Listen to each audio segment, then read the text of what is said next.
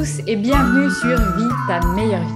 Je suis Fanny Butler et je vous présente dans ce podcast le parcours de différentes personnes qui vivent leur meilleure vie. Mon invitée aujourd'hui, c'est Aline Bartoli.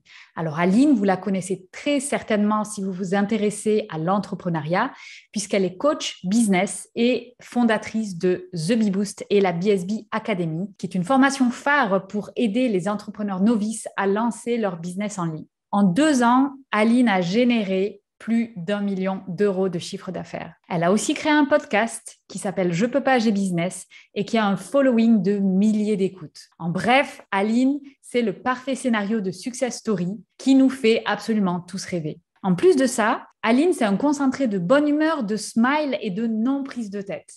Son mantra, c'est business et bonne humeur. Elle nous présente aujourd'hui comment elle a construit sa vie et son parcours, quels challenges elle a rencontrés et comment elle les a relevés. Et je souhaite vraiment remercier Aline du fond du cœur parce qu'elle a partagé en toute authenticité et transparence son parcours, ce qui nous donne à nous des clés vraiment précieuses pour qu'à notre tour, on puisse vivre notre meilleure vie. Donc, je vous souhaite une excellente écoute. Bonjour Aline et bienvenue sur le podcast Vie ta meilleure vie. Donc merci d'être là et de venir partager ton expérience avec nous. Donc déjà, comment vas-tu ? Bonjour Fanny, écoute, tout va très bien. Je suis absolument ravie d'être là, d'entamer ma journée et ma semaine avec toi. Merci pour ton invitation. Est-ce que tu as bien reçu tes courses ? J'ai bien reçu mes courses, le livreur était très sympa, c'était parfait. Ok, donc tout va bien. Alors Aline, pour les gens qui ne te connaissent pas, tu es une coach business et tu as créé une académie. Tu vas nous expliquer comment. Ça s'appelle The Bee Boost et la BSB Academy. Oui, voilà, il y a une petite confusion. Donc c'est The Bee Boost, c'est le nom de l'entreprise et BSB Academy, c'est l'académie où on peut se former. C'est ça, et c'est très drôle parce que j'ai envie de dire même les 3/4 des personnes appellent ça la Bee Boost Academy, et alors que ça ne s'est jamais appelé comme ça, mais je me dis, mais qu'est-ce que j'ai fait dans ma communication pour que les gens l'appellent de cette manière-là ? Enfin bref, je pense qu'un jour je vais être amenée à la renommer pour suivre la majorité, quoi. Écoute, je trouve que c'est déjà extrêmement courageux de ta part de le mettre en anglais avec The, puisque nous, on dit vraiment Z-E. Donc, ça fait toujours rire mon mari néo-zélandais qui dit « Mais vous, les Français, vous ne savez vraiment pas dire The ». Non, on ne sait pas. Mais je trouve que The Bee Boost, ça sonne très bien, donc il n'y a pas de souci. Et est-ce que tu veux décrire l'offre que tu proposes aujourd'hui ? Donc là, tu es en refonte ou tu es en update de justement la BSB Academy. Donc, est-ce que tu veux présenter rapidement ton offre ? Oui, alors du coup, la BSB Academy, on va y arriver, tu sais. Mais du coup, moi, j'ai envie de l'appeler la Bee Boost Academy maintenant. Du coup, c'est un programme de formation en ligne sur 3 mois et ça s'adresse aux entrepreneurs qui soit sont en train de se lancer, soit sont déjà lancés depuis 6 mois à 2 ans et se disent « mais je ne comprends pas, je fais tout ce qu'il faut, je fais tout bien, mais ça ne décolle pas, ça ne marche pas, je ne vis pas mon activité. Qu'est-ce que je fais de mal ?» Et généralement, c'est à partir de ce moment-là qu'ils intègrent le programme et on va vraiment reprendre absolument toutes les bases et faire un 360 sur le business, aussi bien toutes les stratégies de communication, de marketing, mais aussi les finances, l'état d'esprit, le mindset, le pilotage d'entreprise administratif. Enfin, vraiment, on fait absolument tout. Et le but, c'est que quand ils sortent de ce programme au bout des 3 mois, eh bien, ils aient toutes les clés pour devenir, on va dire, des entrepreneurs autonomes et responsables et surtout toutes les clés pour faire décoller leur business. Et c'est une académie qui a énormément de succès. Est-ce que tu veux partager avec nos auditeurs combien de personnes tu as formées, peut-être chiffre d'affaires si c'est voilà, la référence pour estimer la réussite d'un produit. Est-ce que tu veux partager ça avec nous ? Alors, avec plaisir. D'ailleurs, je pense que sur ce genre de programme, savoir si c'est une réussite, on va plus se baser sur le taux de réussite des élèves que sur le chiffre d'affaires généré, parce qu'on connaît des gens qui génèrent beaucoup de chiffre d'affaires, mais dont le produit ne génère pas beaucoup de résultats pour les élèves, donc ça ne veut pas forcément dire que c'est une réussite, en tout cas pas à mes yeux. Alors aujourd'hui, on a eu 2 lancements officiels. C'est un produit qui a commencé comme coaching de groupe de manière complètement voulue et j'ai pas mon mot intentionnel, voilà, c'était ça. Et ensuite, quand c'est devenu un gros programme de formation en ligne, on a déjà fait 2 lancements, donc un en septembre 2020 et un en avril 2021. Et premier lancement, il y a eu 200 personnes inscrites. Deuxième lancement, il y a eu 500 personnes inscrites, qui étaient nos objectifs à chaque fois. Et là, on va entamer le 3e lancement au mois de mars 2022. Donc, je ne sais pas à quel moment sortira cet épisode de podcast, mais fin mars 2022. Et en termes de chiffre d'affaires, le premier lancement a généré 350 000 euros de chiffre d'affaires, le second 750 000. Et là, je me suis challengée pour faire un lancement à 7 chiffres. J'ai beaucoup de mal à le dire à voix haute parce que je suis très superstitieuse. J'ai l'impression que mon karma ne va pas kiffer que je le dise à voix haute avant que ça se produise, mais c'est mon objectif avec ce lancement-là. Mais écoute, en général, on dit toujours qu'il faut annoncer à l'univers ses objectifs. Donc voilà, c'est chose faite. Oh, écoute, on vous souhaite en tout cas un excellent succès. Tu es aussi podcastrice. Je ne sais pas si on peut dire ça au féminin, mais on va se le permettre. Et tu as aussi donc un podcast qui s'appelle Je peux pas, j'ai business et qui est aussi un podcast qui a énormément de succès sur le net où tu partages des conseils pour tous les entrepreneurs dans leur business. Et j'avoue que c'est comme ça que je t'ai découverte. Et par pur hasard, il s'avère que nos podcasts sortent à peu près au même moment, le lundi et le jeudi. Et alors, je te promets, Aline, je n'ai pas copié sur toi, c'est un pur hasard. Non, mais attends, si j'avais, enfin, je n'ai pas on va dire, la mainmise sur les créneaux de poste. Hein. Au bout d'un moment, il y a 7 jours dans la semaine, c'est forcément c'est obligé qu'il y ait des podcasts qui se recoupent. Et merci du compliment. J'ai les chevilles qui gonflent là. Et est-ce que tu veux parler un petit peu justement du podcast et de l'évolution du podcast? Donc, tu vois, on est déjà en train de prendre des chemins de traverse au niveau de la conversation. Et du coup, voilà, est-ce que tu veux partager ça? Parce que est-ce que c'était ton objectif à la base de faire un podcast à succès comme ça? Parce que tu as des milliers de gens qui écoutent ton podcast toutes les semaines. Ou est-ce que c'est un petit peu arrivé par hasard? Rien de ce qui m'est arrivé n'était intentionnel et en même temps, ça l'était un petit peu. Donc, si je dois faire un espèce de parallèle, c'est quelque chose que j'ai eu beaucoup de mal à accepter de dire à voix haute. Mais plus je dis, plus je me rends compte qu'il y a des gens qui me disent « bah oui, je me sentais pareil, mais je n'osais pas le dire non plus ».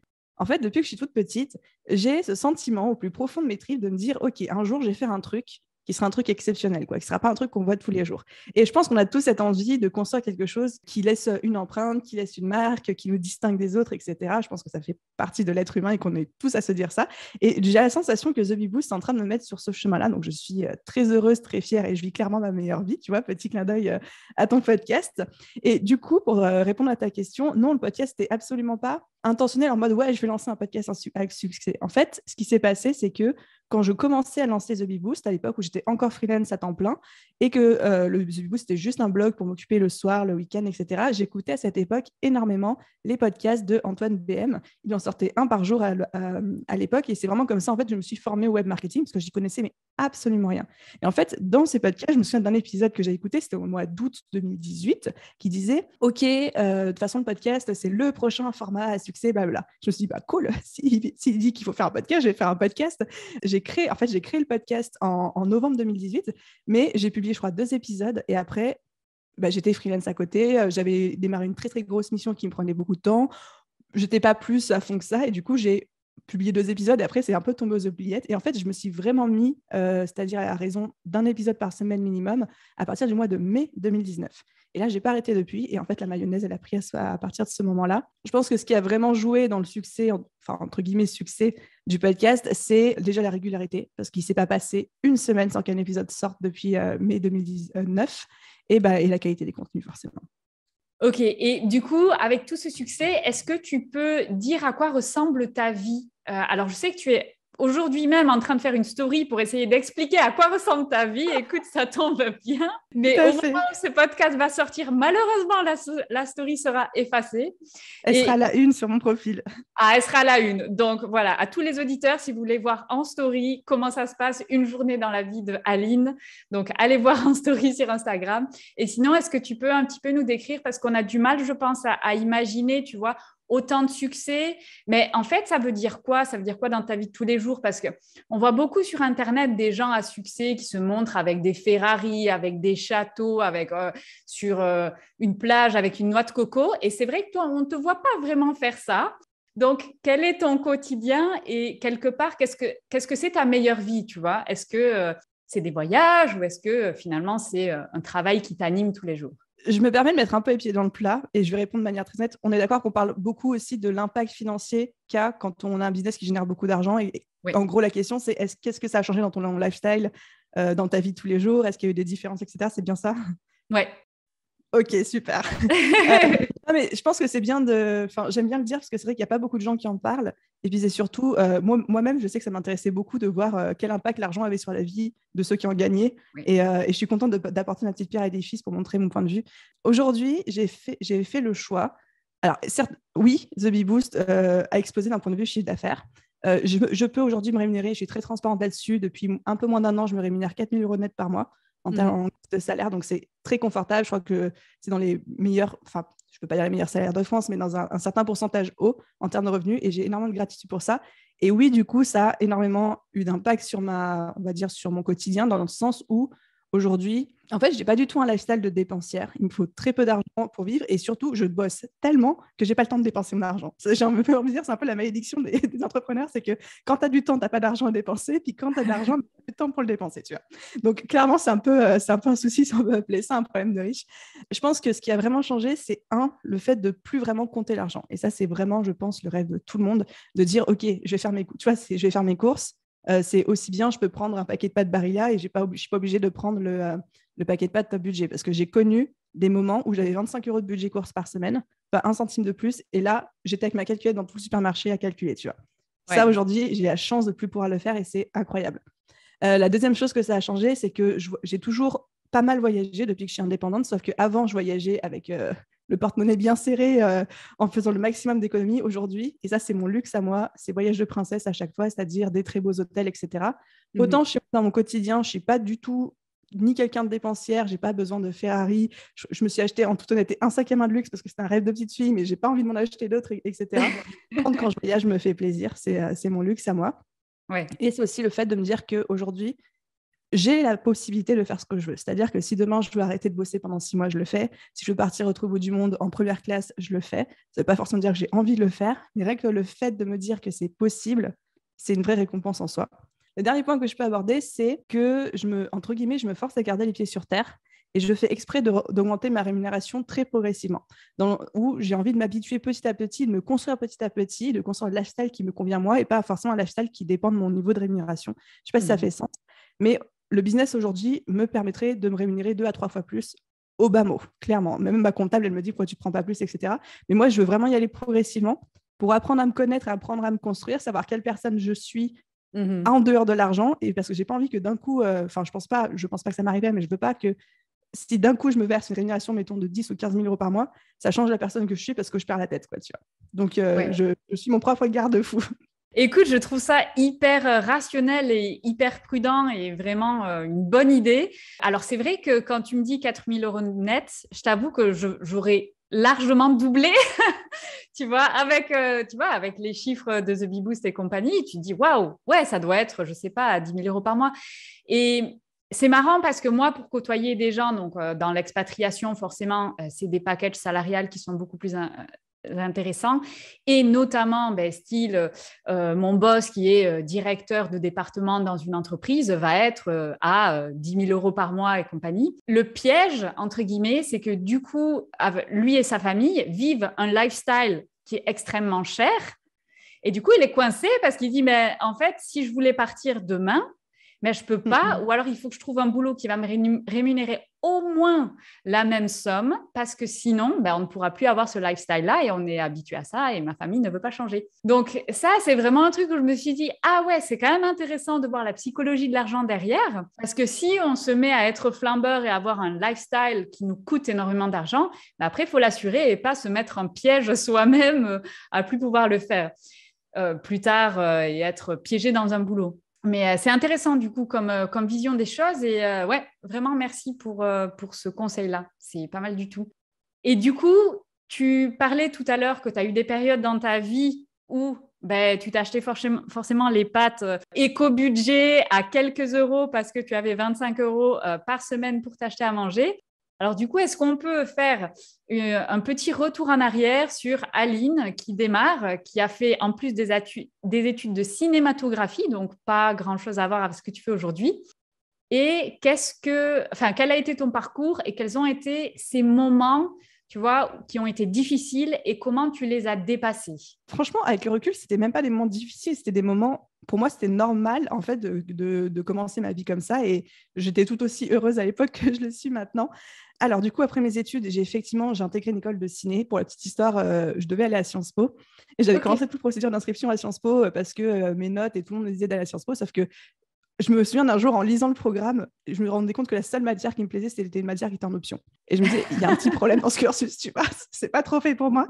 L'option musique, c'est le seul truc qui me plaît. Non, mais c'était un truc un peu incroyable. Et je me suis dit, mais en fait, c'est pas dans cette école qu'il faut que j'aille, je vais être malheureuse là-bas.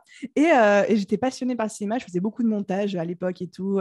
J'ai une petite chaîne YouTube où je publiais des montages et tout. Et du coup, en fait, j'avais fait toutes les démarches pour m'inscrire dans une école de ciné en le cachant à mes parents. Et j'ai attendu d'être acceptée, d'avoir passé les concours, parce que c'était quand même une école avec concours, etc., pour leur dire, ah bah, finalement, je vais à Paris, quoi. Je vais pas, Ok, d'accord. Et donc, tes parents, en fait, ils n'auraient pas très bien pris le fait que tu choisisses une école de cinéma, puisque, donc j'imagine que tu étais une très bonne élève. Tout le monde te poussait à faire Sciences Po, mais toi, secrètement, tu voulais plutôt aller vers de l'artistique. Oui, exactement. Après, c'est pas que je pensais que mes parents allaient pas forcément bien le prendre, parce que j'ai vraiment été éduquée dans une famille où on a été encouragés à suivre nos rêves, nos envies, etc.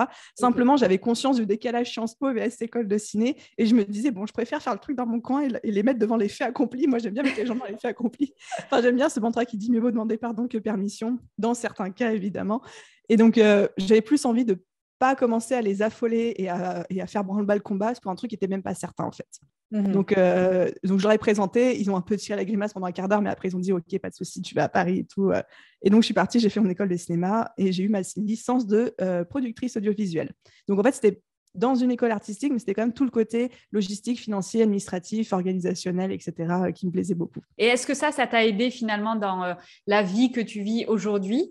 Alors très honnêtement, aujourd'hui, ne serait-ce que faire du montage vidéo, du montage audio, avoir un sens de l'image, des choses comme ça, je l'ai appris dans cette école-là. Donc clairement, ça me sert dans mon métier d'aujourd'hui. Et la gestion de projet aussi.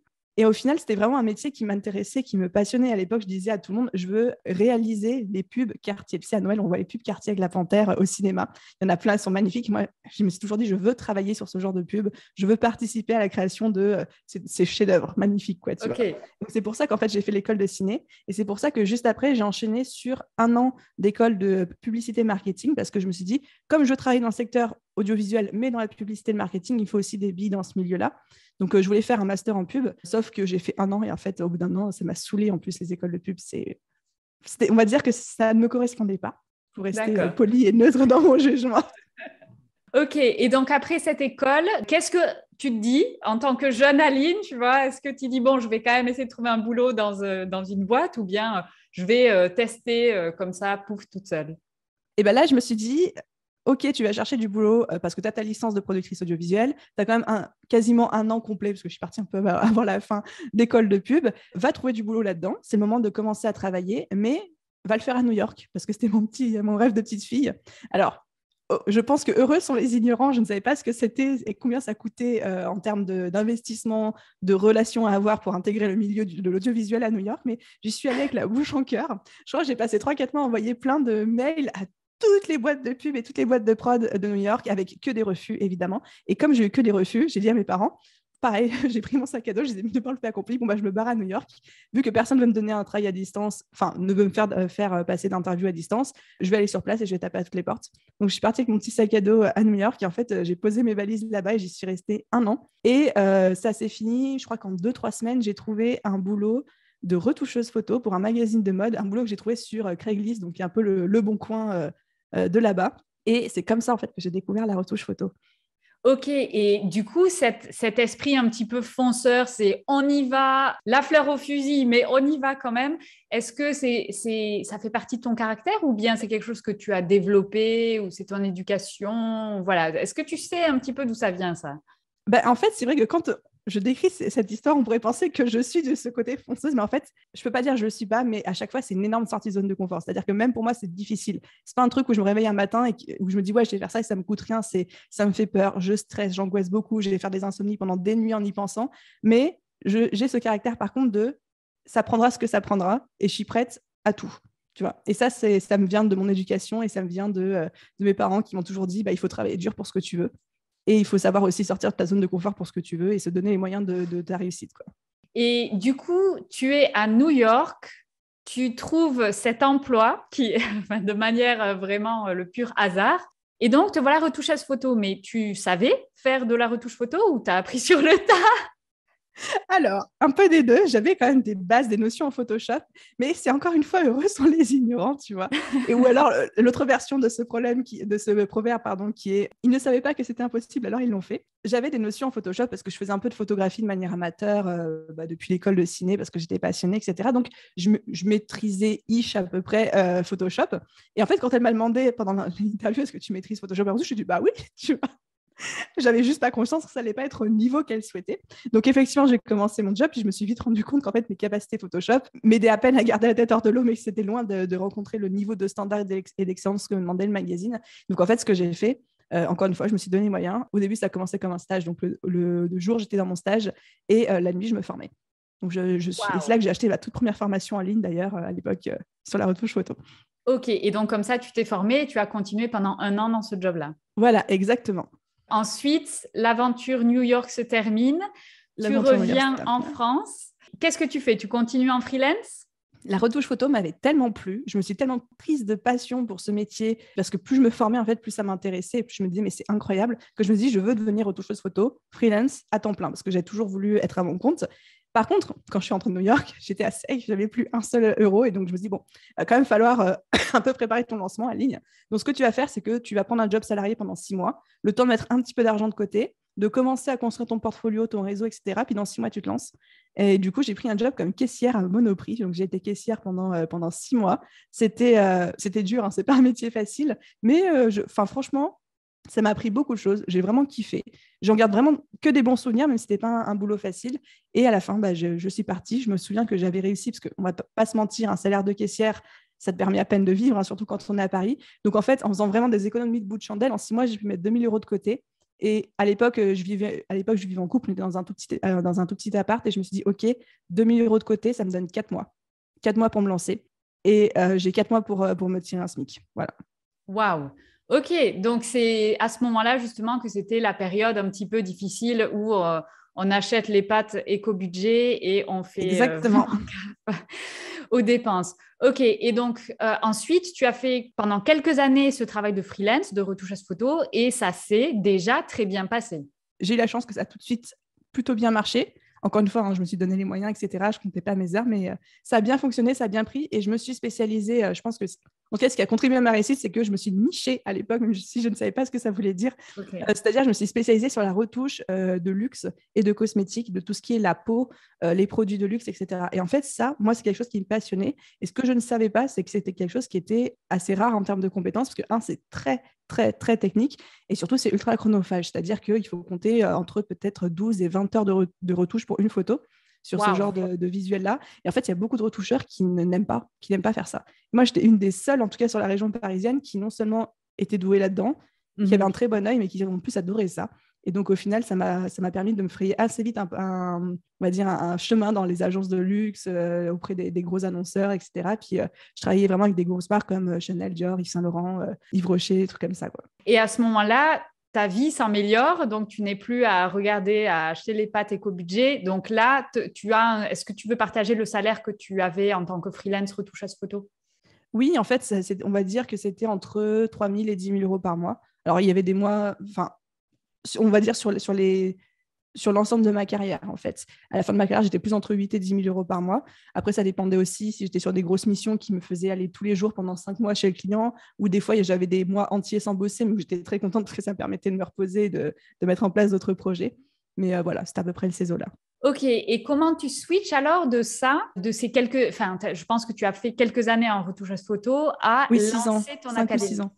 Ok, alors du coup, j'ai lancé The Bee Boost pendant ma dernière année où j'étais retoucheuse photo parce que je me suis séparée de mon copain de l'époque, donc il fallait s'occuper le soir, le week-end, rupture amoureuse, on connaît tout ça.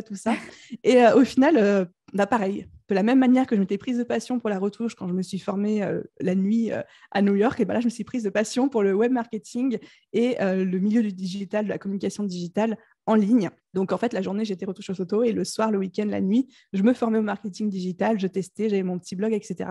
Et ça commençait à décoller, à bien marcher. 3 mois après avoir créé The Bee Boost, donc là, on était en novembre 2018. C'est ça, ouais. J'ai lancé ma première formation en ligne, mais vraiment en guise de test. Hein. Et puis tout de suite, ça a généré de l'argent. Je crois que le premier lancement a généré 3 000 €, un truc comme ça sur un mois. Et j'étais en mode, ah oui, on peut gagner de l'argent de manière passive, entre guillemets. Enfin, je me souviens encore recevoir des notifications Stripe alors que j'étais chez Yves Rocher en train de retoucher des visuels. Et j'ai eu mon téléphone avec Stripe qui s'allumait. J'étais en mode, ah ouais, tu vois.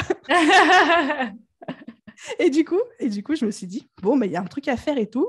Je sentais qu'il y avait un truc à développer et ça arrivait au même moment où j'avais l'impression d'avoir un peu fait le tour en termes de retouche photo et surtout je commençais à être un petit peu, on va dire, chatouillée par l'éthique derrière ce que je faisais. C'est-à-dire que pour le côté technique, visuel et challengeant, j'adore la retouche photo. Enfin, vraiment, c'est magnifique.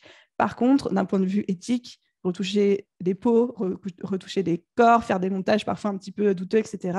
Je me dis, OK, moi, j'ai 2 petites sœurs. À quoi est-ce que je contribue, à quelle société je suis en train de contribuer pour leur propre développement personnel, la relation qu'elles ont à leur corps, etc. Et avec ça, il commençait à me chatouiller plus la voie de sortie qui commençait à se dessiner sur The Bee Boost. Je me suis dit, bon, est-ce qu'on ne tenterait pas le tout pour le tout et est-ce qu'on ne se mettrait pas à fond sur The Bee Boost? Et du coup, là, ce que j'ai fait, c'est que j'ai pris 1 mois off de ma retouche photo. Je crois que c'était au mois de mars 2019. Et mars 2019, je suis retournée à New York parce que ma ville de cœur, etc. J'ai acheté un gros programme de formation en ligne qui s'appelait la B-School de Marie Forleo, qui était une formation business. Et je me suis dit, je vais la suivre à fond et je vais faire le moindre truc qu'elle dit, je vais le faire. Je vais m'investir dans cette formation quand je ne me suis jamais investie dans aucune formation en ligne et je vais m'en servir comme base pour développer The Bee Boost. Et j'ai fait ça. J'ai tout fait. Et je me suis rendu compte qu'il y avait, entre guillemets, beaucoup de choses à faire et beaucoup de potentiel dans ce business. Et donc, au mois d'avril 2019, 1 mois après, je me retrouve, long story short, dans un énorme séminaire de développement personnel, un peu à la Tony Robbins, où on te fait hurler, prendre des gens dans tes bras, marcher sur du verre pilé, enfin, un truc...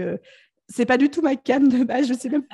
Enfin, c'est une histoire très bizarre de comment je me suis retrouvée là-bas. Mais ils m'ont tellement monté le bourrichon que là où moi, je me disais, OK, peut-être que je me lancerai à temps plein dans 1 an ou 2, je me suis dit, OK, je vais le faire tout de suite. Okay. Et je me souviens qu'en sortant de ce séminaire, début mai 2019, j'appelle tous mes clients en disant, j'arrête la retouche. Okay. Et en fait, entre fin mai, donc début juin 2019 et septembre 2019, je me suis enfermée 3 mois dans une grotte, enfin, une grotte au bord d'une piscine chez mes parents, tu vois, dans une grotte en tout cas coupée du monde.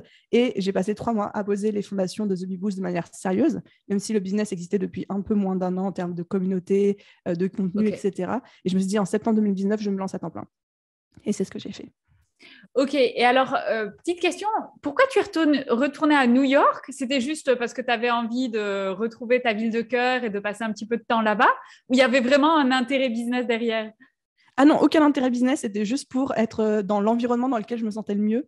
C'était très bizarre, je pense même que j'en avais pas conscience à l'époque, mais avec le recul, je me dis, je me sens tellement bien dans cette ville. Tu sais, tu as des destinations comme ça où dès que tu poses le pied, mais si tu n'y as jamais été, tu te sens à la maison. Et je me sentais tellement bien dans cette ville que je me suis dit, je veux mettre toutes les chances de mon côté et je vais être dans ce contexte, cet environnement et cette sensation-là quand je poserai les bases de mon business. Ok. Et donc, c'est comme ça que The Bee Boost est né. Et du coup, tu vois, par rapport à ton histoire, quels sont les éléments de mindset que tu as identifiés comme étant des clés de ton succès? Parce qu'on a l'impression, et peut-être que c'est le cas, hein, qu'en gros, ça s'est fait comme ça, et finalement, ça a eu du succès directement. T'as pas vraiment... Ou est-ce que tu as eu des instants de galère où tu as lancé quelque chose et ça a fait un flop? J'ai plein d'instants de galère tout le temps. C'est vrai que moi, j'ai toujours du mal quand on me dit est-ce que tu as eu des échecs et tout, parce que j'arrive même pas à les considérer comme des échecs, mais oui, pareil, quand j'étais à New York, en même temps que je montais The Bee Boost de manière sérieuse, là, je m'étais mise en tête de monter un autre business en parallèle, en me disant, ouais, j'aurais 2 trucs en parallèle, tu vois, qui s'appelait Pixel Biz. Et en fait, cet autre business, c'était un business autour de la retouche photo, parce que je me disais, c'est quand même con que j'ai 6 ans d'expérience dans le luxe de la retouche photo et que j'en fasse rien, tu vois. Et je me suis dit, bon, la formation que je suis en train de suivre de celle de Marie Forleo, je vais non seulement l'appliquer pour poser les bases de The Bee Boost, mais je vais aussi monter un side business et je vais faire les choses en même temps. Puis j'avais même fait un petit challenge sur ma chaîne YouTube qui s'appelait je monte mon business et je t'ai dit en 1 mois j'ai monté un business et je vous documente comment je le fais et tout. Le truc existe encore. Et du coup j'ai créé Pixel Biz.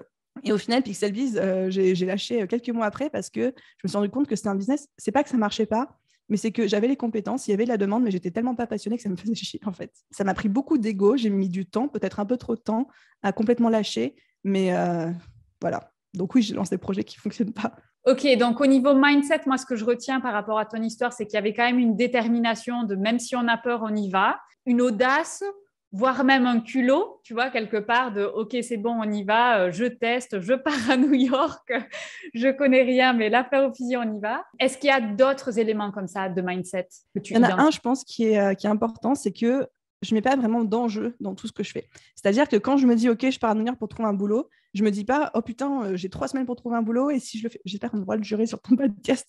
Ah, il n'y a pas de problème. Non, on peut jurer, il n'y a aucun problème. On mettra des bips. Je me suis pas dit, oh là là, si je trouve pas dans 3 semaines, ça veut dire que je suis un gros caca et que personne ne voudra de moi et que je suis trop nulle et que j'aurais échoué. Et pareil, quand je me suis dit, je me lance à temps plein dans The Bee Boost, je me suis jamais dit, si ça fonctionne pas, ça veut dire que je suis une grosse merde et que j'aurais échoué et que je suis pas à l'auteur. En fait, à chaque fois, je me dis, je me lance, je me donne à 150% de mes moyens et de mes capacités, mais si ça marche pas, ça me pose pas de problème. Okay. Et je pense que même aujourd'hui, aujourd'hui, c'est un petit peu différent parce que le business a tellement grossi que forcément, si un jour ça se casse la gueule, ça me fera chier. Mais je ne le vivrai pas en mode l'échec de ma vie, on me retrouvera au tapis, etc. Tu vois. Et je pense que le fait de ne pas attacher trop d'importance, trop d'ego aux objectifs qu'on se fixe, c'est ça qui t'aide à te dépasser parce qu'au final, comme tu sais que ce ne sera pas grave si ça ne marche pas, parce que toi-même, tu n'y accordes pas, entre guillemets, plus d'importance que ça, et ben, tu arrives vraiment à sortir de ta zone de confort et à faire des trucs que tu n'aurais peut-être pas fait si tu avais l'impression de jouer ta vie sur la question, quoi. Du coup, il y a quand même un détachement au niveau émotionnel. C'est pas un jugement de valeur si jamais il y a quelque chose qui fait un flop ou quelque chose que tu laisses tomber parce que ça t'intéresse pas. Voilà, c'est pas un échec, c'est pas oh mon Dieu, je suis nulle, je vais mourir, quoi. Exactement, tu l'as beaucoup mieux résumé que moi. Ok. Donc, ta vie aujourd'hui, c'est une vie de CEO plus que de vraiment, enfin, entrepreneur. Si tu es toujours entrepreneur, mais tu as une boîte, donc tu es dirigeant de cette boîte et c'est une boîte à succès. Comment réagit ton entourage? Est-ce que tu sens que tu as eu un entourage déjà de un qui t'a encouragé ou qui t'a au contraire toujours dit non, non, attention, fais pas ça, c'est une mauvaise idée? Et deuxième question, est-ce que ton entourage a pu changer par rapport au fait que tu as un business qui fonctionne bien? Alors, donc mes parents, mes frères et sœurs, toujours énormément de soutien depuis le début. Donc, ça, c'est très, très précieux. Je pense que c'est une chance extraordinaire aussi que j'ai eue. Quant à mon entourage, aujourd'hui, ils me supportent beaucoup, mais il faut comprendre que mon entourage, moi, change énormément tout le temps. Et ça, c'est pas quelque chose parce que je suis entrepreneuse, c'est quelque chose qui est là depuis que je suis toute petite. C'est-à-dire que je vais être très fusionnelle avec des gens pendant 2-3 ans, mais que dès que j'ai changé soit de cercle social, soit d'école, soit d'endroit parce que j'aurais déménagé, eh ben, je vais avoir tendance, et malgré moi, parce que c'est ma manière d'être, c'est pas que j'aime plus les gens, mais je vais avoir tendance à me choisir un nouveau cercle. Donc au final, les gens avec qui j'étais amie il y a 5 ou 6 ans, avec qui je pouvais être ultra fusionnelle, on passait toutes nos soirées ensemble, et ben aujourd'hui, je leur parle quasiment plus. Certaines personnes vont dire c'est dommage, d'autres personnes vont dire mais moi j'ai des amis d'enfance et tout. Moi je ne connais pas ça, ça ne me manque pas forcément parce que mon fonctionnement c'est de me dire j'ai des groupes de personnes qui me nourrissent à un moment T, avec qui je suis très bien et ma vie évolue comme ça. Et peut-être qu'aujourd'hui les gens qui sont autour de moi, ils seront encore là dans 10 ans et j'en serai très heureuse, mais pour répondre, long story short, pour répondre à ta question, j'ai un entourage qui me supporte énormément aujourd'hui parce que tous mes amis sont entrepreneurs quasiment et ils sont près dans la même galère que moi. Ok. Donc, on se retrouve bien. Ok. Donc, de manière générale, ton entourage, c'est plutôt des gens qui vont te tirer vers le haut Oui. et quelque part, tu changes, entre guillemets, enfin, disons que ton entourage évolue avec les évolutions personnelles et professionnelles que tu vis au fur et à mesure. Exactement. Ok. Et j'aimerais que tu parles un petit peu de la charge mentale que ça représente, peut-être ta position et ton environnement professionnel aujourd'hui. Est-ce que tu travailles beaucoup ou est-ce que tu travailles peu? Et comment tu gères, si tu es dans le cas de workaholic, voilà, comment tu gères cette charge mentale-là? Ah, très bonne question. Je me définirais comme une apprentie CEO, dans le sens aujourd'hui où je suis en pleine transition entre il faut que je quitte l'opérationnel de mon entreprise et que je prenne non seulement la posture de CEO, donc ça veut dire faire le deuil de tout un job qu'on avait avant, accepter de déléguer, de lâcher prise et accepter que notre business ne repose plus sur nos épaules. C'est très compliqué pour moi, d'un point de vue mindset, de faire cette transition. Donc, je suis en plein dedans depuis 1 an. Je freine les 4 fers. Donc, ça engrange plein pas des problèmes, mais plein de challenges pour moi, dont le challenge principal qui est la charge de travail que j'ai aujourd'hui, parce que non seulement je dois être CEO parce que la structure de la boîte aujourd'hui m'oblige à l'être, mais je n'arrive pas à lâcher l'opérationnel, donc je bosse en plus. Donc ça me fait des journées à rallonge, clairement. Alors la transition est en train de se faire, je me fais coacher sur la question, je sens que les changements arrivent à leur rythme, à mon rythme, donc peut-être pas assez vite par rapport au développement de la boîte. Donc workaholic, oui. Des journées de 10 à 14 heures de travail par jour, 7 jours sur 7. Oui, après c'est entre guillemets parce que je l'ai choisi et parce que c'est moi qui ai du mal à lâcher prise, tu vois. Est-ce que tu as des exemples justement d'amis entrepreneurs qui sont dans cette transition et qui le font peut-être plus rapidement et ont vraiment pris du recul par rapport à leur business et sont des CEO avec, entre guillemets, un mi-temps ou alors un temps de travail qui est pas ce que tu dis, tu vois, 7 jours sur 7 et 14 heures par jour? Mais j'ai une de mes amies les plus proches du moment, de mon cercle du moment, qui est Charlotte de Postadem, qui le fait excessivement bien. Okay. Mais elle, ça fait déjà un bout de temps qu'elle a pris cette position. Bon, ça veut dire qu'elle fait encore de l'opérationnel, bien sûr, mais qu'elle a pris cette position de leader de CEO de sa boîte. Et elle a un rythme de travail où elle bosse 25-30 heures max par semaine. Elle prend 6 semaines de vacances d'affilée par an où elle ne se connecte pas du tout à son business. Et je dois dire qu'elle m'inspire beaucoup. Donc, je m'inspire beaucoup de ce qu'elle fait, de son mindset. On en parle beaucoup toutes les deux ensemble. J'avoue que j'ai du mal à lâcher autant prise qu'elle, mais je travaille là-dessus. Et est-ce que tu as justement des exemples d'entrepreneurs qui ont raté cette étape-là? Quelles ont été les conséquences? Si on n'arrive pas à passer le CEO, mais qu'on reste quelque part tout le temps dans l'opérationnel et qu'on travaille dans le business et pas sur le business. Est-ce que tu as des exemples de ratés?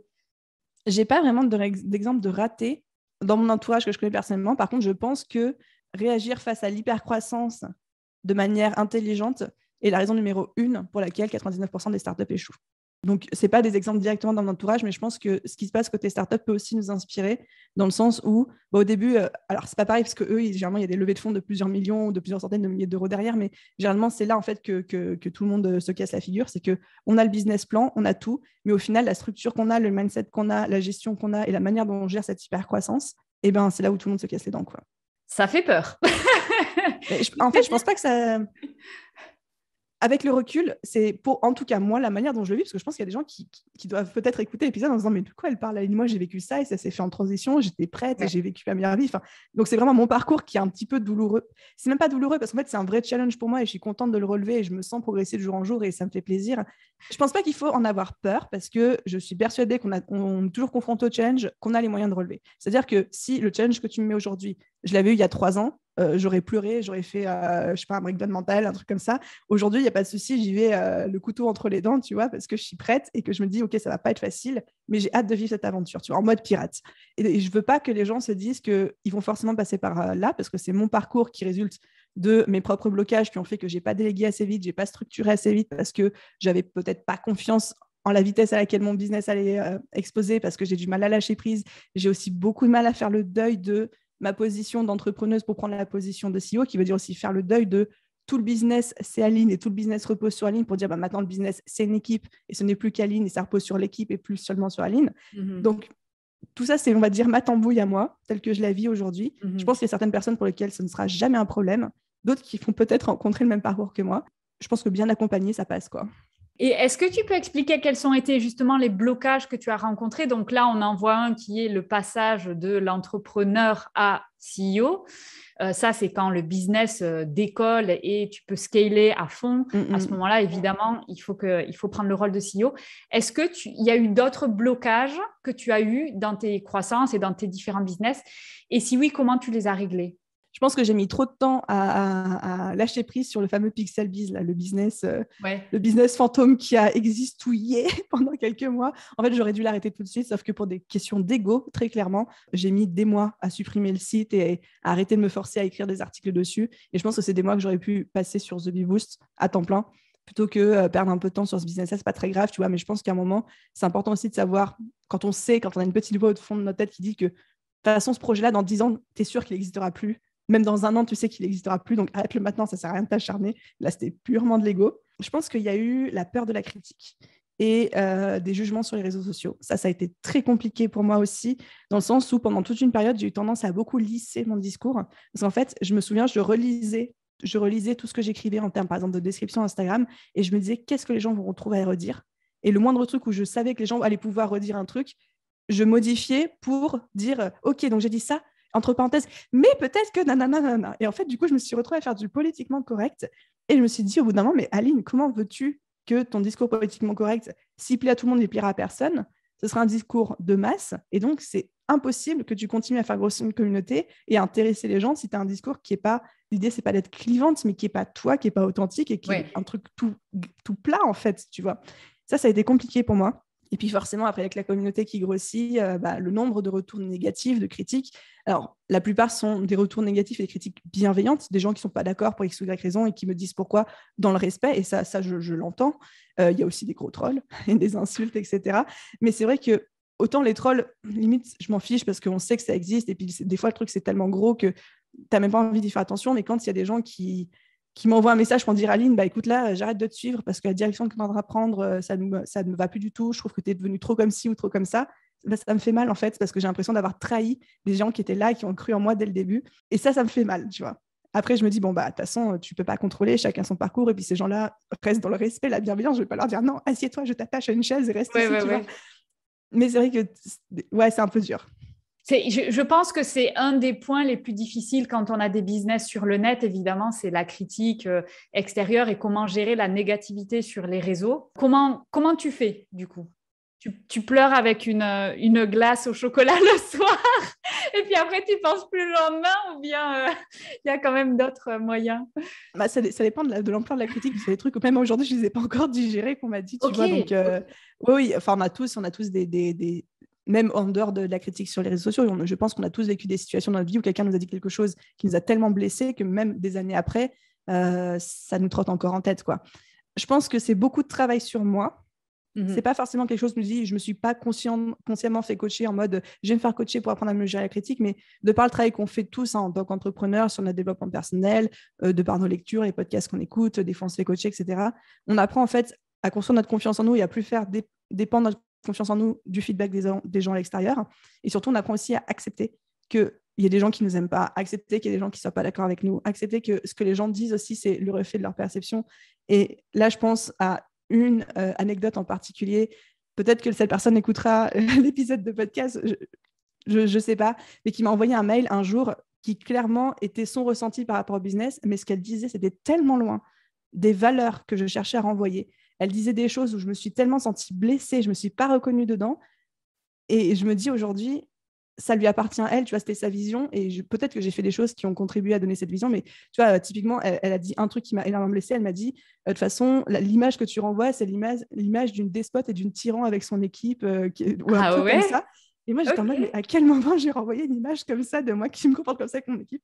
Et je me dis, bon, c'est que j'ai dû faire ou dire quelque chose qui, avec son expérience personnelle, lui a donné cette image-là. Mais waouh, j'ai été blessée, quoi. C'est très bizarre. Moi, ce que je comprends pas toujours, j'avoue, c'est la démarche de se dire je vais aller écrire un email ou un message vraiment qui a pour but de blesser. Après, qu'il y ait des gens qui aiment pas, je pense que c'est tout à fait normal. Voilà, il y a la manière dont on parle, notre tête, des fois, notre tête, elle revient pas à certaines personnes et c'est OK. Il n'y a pas de problème avec ça. Mais c'est vrai que la démarche d'aller critiquer quelque chose qui, bon, j'imagine que la personne utilisait peut-être tes contenus gratuits. Ma foi, si tu n'aimes pas, écoute, voilà, tu n'es pas obligé de suivre et c'est OK. Mais pourquoi aller le dire? Enfin, qu'est-ce qui se cache derrière cette démarche-là? Le fait de te dire, je vais prendre de mon temps, dire le temps, il est quand même précieux, tu vois, et je vais aller jeter de la boue sur cette personne. Et moi, je me dis à chaque fois, mais qu'est-ce que la personne, enfin, dans quel état elle est ou dans quelle étape de vie elle est pour se dire que ça, c'est quelque chose qui va lui faire du bien. Enfin, c'est quand même bizarre d'être content d'aller jeter de la boue. Alors, je parle bien sûr, j'exclus les critiques et les avis clients, ou tu vois, s'il y a un client qui a besoin d'autre chose. Oui, voilà, les retours constructifs, ça, c'est autre chose. Comme ça. Ça, c'est le service après-vente. Mais vraiment, ouais, la démarche, je trouve ça toujours curieux et je trouve que si on se pose cette question-là, peut-être ça permet de prendre un peu de distance. OK, ça, c'est le reflet de là où elle en est, la personne, en fait, en termes de développement personnel et mindset. Et voilà, c'est quand même une personne qui est prête à prendre du temps pour aller jeter de la boue sur un autre être humain. Donc bon, pour un truc où il n'y a pas besoin, au final, si tu n'aimes pas, ben voilà, tu n'aimes pas, c'est pas grave. Tu passes à autre chose. Donc, ouais, OK. Mais c'est un problème en discutant avec d'autres entrepreneurs que je vois quand même assez souvent. Hein. Comment gérer ça? C'est vrai que c'est les relations humaines de manière générale. Et il y a cette espèce de filtre social qui existe beaucoup moins quand on est sur le net. Et donc, on se prend de manière exponentielle des choses où cette personne, si tu l'as croisée dans la rue, peut-être qu'elle te dirait « Oh, bonjour Aline. Oh, ben, tu sais, ton dernier podcast, il ne m'a pas trop parlé. Hein. » Voilà, tu vois, et ça serait tout, tu vois. Un élément de réponse, tu as commencé à le dire, mais quand en fait on est en ligne et surtout moi, je me base énormément sur le personal branding, c'est-à-dire que je communique, je partage énormément de choses, j'essaye d'être très proche des gens, etc. Et du coup, en fait, je construis une relation où on me le dit souvent, et ça me fait toujours très plaisir quand on me le dit, les gens ont l'impression qu'on est potes. Ouais. Ils ont l'impression qu'on est amis, ils ont l'impression de me connaître, ils ont l'impression de savoir qui est Aline, et du coup, ils se permettent de me parler comme si j'étais leur pote. Et du coup, ils me font aussi des feedbacks. Et encore une fois, le mail dont je parle était vraiment tourné de manière, c'est pas de manière constructive, parce qu'encore une fois, il y a plein de choses qui étaient dites où j'étais surprise de les lire et blessée de les lire, mais on sentait que la personne ne voulait pas être méchante derrière. Et je me souviens même que cette personne m'avait contactée sur Instagram en disant « Aline, je t'ai écrit un feedback de 3 pages parce que ça m'est venu d'un coup comme ça, est-ce que je peux te l'envoyer par mail ?» Et moi, j'étais en mode « Oui, vas-y, tu vois ». Et après, j'ai reçu 3 pages de critiques. Et du coup, en fait, je pense pas que ça a été fait méchamment, mais je pense qu'effectivement, il y a un espèce de biais dans la relation où, et encore une fois, j'ai créé ça, donc j'ai ma part de responsabilité. Les gens pensent que je suis leur pote et pensent que, comme pour leur pote, ils peuvent me dire tout ce qui leur passe par la tête. Sans vraiment penser que, il y a plein de choses qu'ils ignorent, dont ils n'ont pas conscience, ni penser aux conséquences que ça peut avoir sur moi. Donc, ça ne veut pas dire que je ne suis pas ouverte à la critique quand elle est bienveillante, bien formulée et surtout justifiée. Je suis la première à faire les changements qui vont derrière dans mon business, etc. Par contre, c'est vrai que des fois, les gens se permettent de me faire même des retours sur mon physique, sur mon poids, sur mon apparence, sur ma coiffure, etc. Et là, j'ai envie de dire, je sais qu'on est proche sur les réseaux sociaux, mais ça ne te donne pas la permission en fait, de commenter ce qui se passe dans ma vie personnelle, privée, dans ma santé, etc. Ouais, bon, ça c'est troll, hop, un petit bloc, c'est fini. Mais même pas, tu vois, c'est des gens qui disent tout simplement Oh Aline, depuis quelques semaines, tu as beaucoup de cernes, viens si tu veux, je t'offre une séance d'hypnose ou un truc comme ça. Okay. Ou alors, tu as l'air très fatigué, prends soin de toi. Et en fait, c'est pas méchant, mais des fois, tu as juste des cernes parce que tu as fait une insomnie.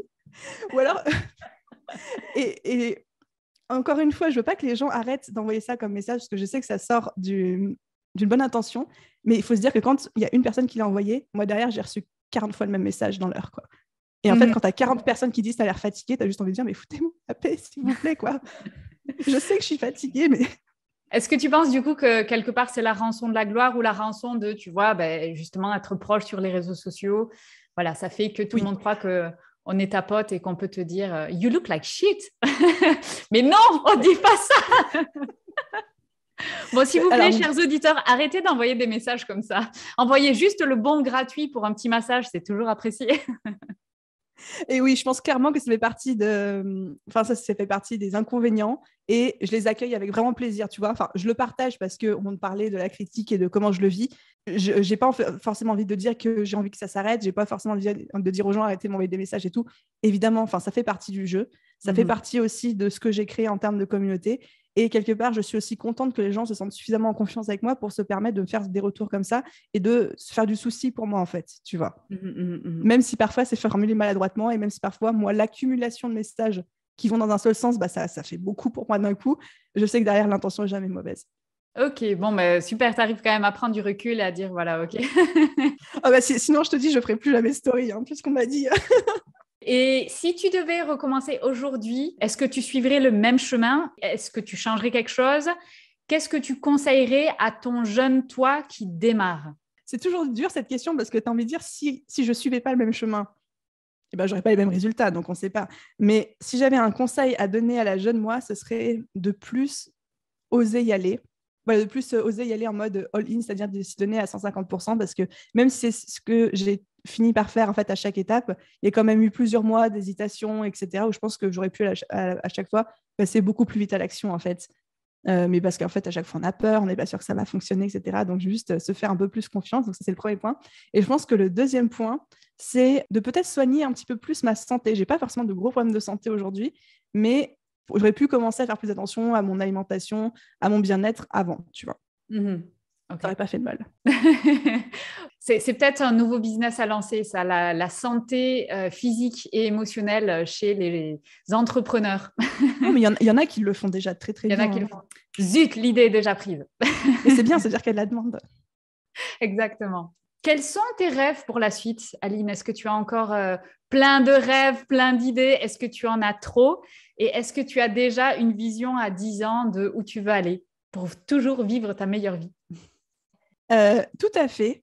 Et de la même manière que j'ai traversé toutes les étapes qui m'ont amenée ici, je suis en train de procrastiner à fond sur plein de choses en me disant mais ça fait peur, c'est challengeant, etc. Mais oui, l'objectif, ça va être vraiment de continuer à développer The Bee Boost. Enfin, j'ai de grandes ambitions. En fait, j'aimerais construire un écosystème, c'est-à-dire pas juste avoir un programme de formation en ligne, mais avoir tout un écosystème de plusieurs offres qui se complètent pour offrir à tous les entrepreneurs, à partir du moment où ils disent je veux me lancer mais j'ai pas d'idée, jusqu'au moment où ils font leur premier million, qu'ils aient à chaque fois soit des outils, des solutions, des formations pour les accompagner et vraiment de pouvoir avoir cette petite bulle de bienveillance et de fun à proposer aux entrepreneurs pour tout leur parcours, quoi. Je fais exprès de rester assez large parce que j'ai des idées précises de comment ça pourrait se dessiner, mais comme il n'y a encore rien de sûr, je ne veux pas promettre des choses qui vont peut-être jamais voir le jour, donc je préfère rester assez vague. Pas de problème, pas de problème. Donc ça sera un peu ma dernière question. Enfin, c'est pas un peu, beaucoup. Qu'est-ce que tu conseilles? Tu sais, les tics de langage, je m'en rends compte au moment où je les dis, mais qu'est-ce que c'est ça? Qu'est-ce que tu conseilles aux gens qui écoutent le podcast pour qu'à leur tour, ils vivent leur meilleure vie? De se faire assez confiance pour écouter cette petite voix qui leur dit qu'ils sont amenés à construire des choses exceptionnelles dans leur vie ou à faire des choses exceptionnelles dans leur vie, parce que j'en suis persuadée. De ne pas hésiter à y aller à 150% quand ils se sentent assez confortables. L'idée, c'est pas d'y aller dans la douleur, hein. Et surtout, il y a deux manières d'apprendre. C'est soit par l'expérience personnelle, soit par l'expérience des autres. Donc, d'essayer au maximum de profiter de l'expérience des autres pour pas faire les mêmes conneries que moi, par exemple, ou des conneries tout court. Donc, ça passe par écouter des interviews, lire des autobiographies, des bouquins, des vidéos, des choses comme ça, mais s'abreuver et s'imprégner de l'expérience des gens qui ont réussi dans le domaine spécifique et dans les résultats spécifiques qu'on cherche à atteindre et se dire, OK, par quoi ils sont passés et comment est-ce que moi, je peux essayer d'éviter au maximum les obstacles, tu vois, comme dans un jeu vidéo, en me servant de leur expérience à eux. Ok, merci beaucoup, Aline. Est-ce que tu veux rappeler où est-ce qu'on peut te retrouver sur le net?